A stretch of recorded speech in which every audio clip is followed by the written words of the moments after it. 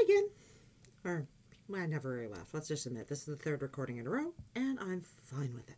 Because I've had a bunch of ideas in my head for a while, and I just haven't been able to get them out. Because, like I said, in the first recording, my spouse doesn't leave the house very often. Despite my building a pole barn so he would specifically have somewhere to go occasionally. Especially in the winter. Nothing like being up north in the winter with a spouse. Especially when winter doesn't end until like April or May. Then you get real cabin fever. Anyway. In this video, I'm actually going to tell you about the time I rolled my X90 about a year ago, a little over a year ago. Mostly just because everyone says I'm a good storyteller. And I don't know if it's a funny story, but I tell stories funnily. How does that work? Alright. So this was, I think, January 16th. I remember being very depressed at the time. Basically, my dad had died years and years ago, but I'm still depressed about it occasionally. So, or sad. I guess you wouldn't say depressed. At that time, I actually was depressed because I had a lot of shit going on, and it was not good.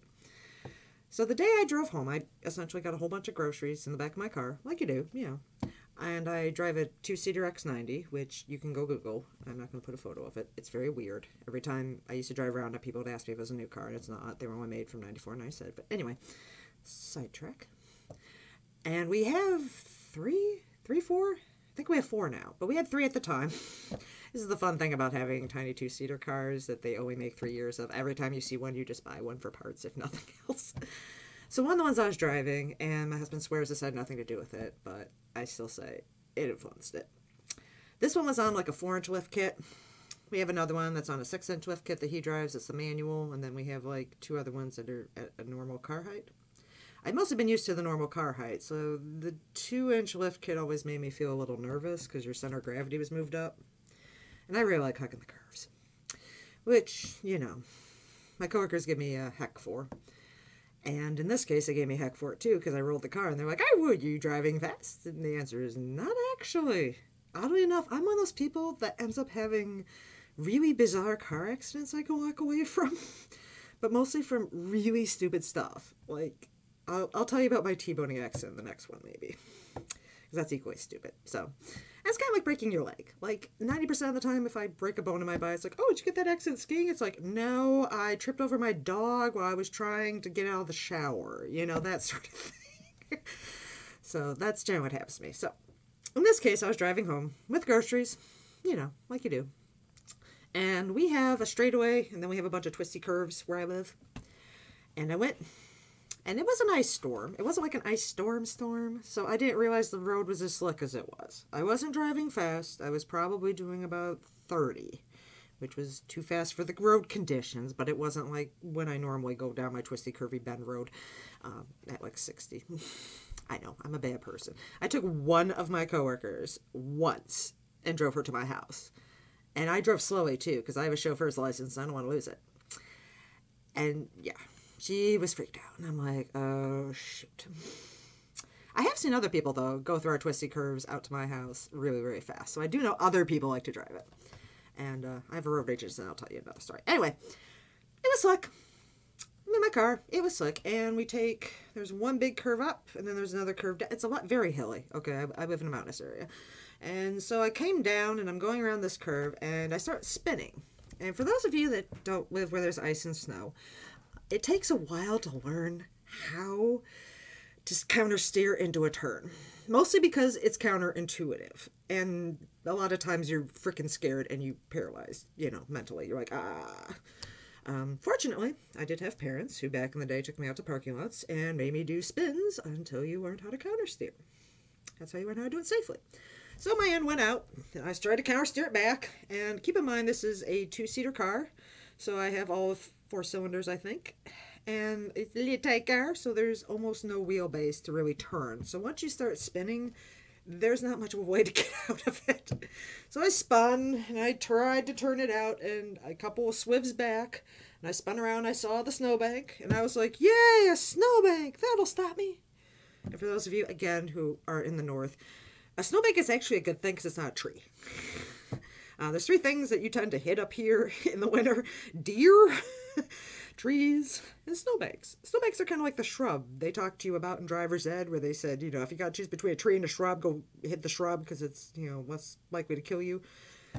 I was happy. I was like, oh, good, a snowbank. I'll hit the snowbank. I'll tumble into the snowbank. It'll be fine. It'll stop me. It'll suck for a second. I'll have to put on my four-wheel drive hubs and get my boat out of here and drive home. But that's cool. I'll just land in the snowbank, yeah. Keep in mind, this is all happening in about 30 seconds, so it's like, oh, good, snowbank. You think that's good. So we hit the snowbank, and what happens is my rear of my car hits the snowbank first and flips it. So I get about, half a second to think through this. My tire hits, and I remember hitting the side, and this sort of messed up this arm because this was the side I hit. And the only thing that occurred to me, which is worrisome, I'm not going to die praying about Jesus apparently, is, oh shit, we're rolling. Because I remember hitting the sides and going, oh, well, this is kind of rough, and the next thing I know, I'm upside down, and I'm like, oh shit, we're rolling? This is not good. This is not good. And thankfully, I only rolled over once, because I was really scared I was going to hit a tree, because I'm like, if we're rolling, I'm going in one of the deeper ditches, I bet, and I'm going to hit someone's tree on their front lawn, I bet, and this is how I'm going to go. This is what you get, Deja, for telling God that you wanted to kill yourself the day before. No, just rolled over. Once. Sorry, I keep gesturing like this more than once. It's just once. And I stop, and you're just kind of sitting there, for all those of you who haven't been in a rollover. Just sort of sit there for a second or two, trying to count all your parts and make sure everything's attached. And make sure nothing feels really bad, which it doesn't. Yay. And once, I got through the, 10 seconds of blinking and like, holy shit.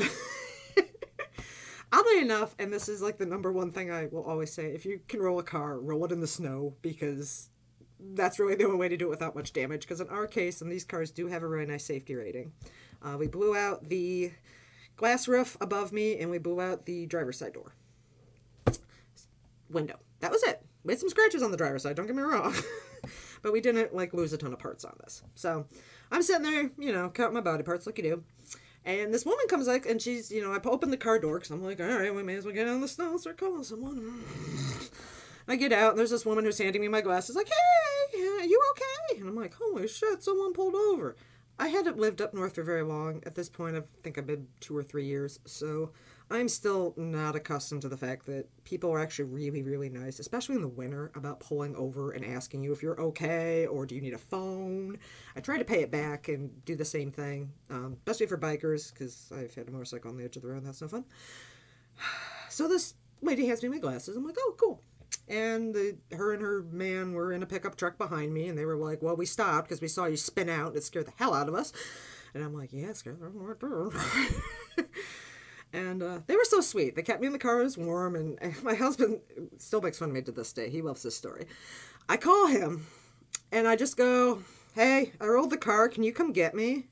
And he's like, keep in mind, Dave, 2 weeks ago, you called me basically in a meltdown going, oh my God, oh my God, oh my God, oh my God, oh my God, oh my God, I'm stopped on a traffic light, oh my God, oh my God. But yet you roll the car, and all you can give me is come get me. And I keep telling him, I'm like, because all the scary shit had already happened at that point. All we have now is whatever's wrong with me and whatever's wrong with the car. There's nothing to be scared of. Whereas when I'm stalled at a traffic light, I am terrified someone's going to hit me. Fortunately for me, though, again, there are nice people to help you push your car to the road.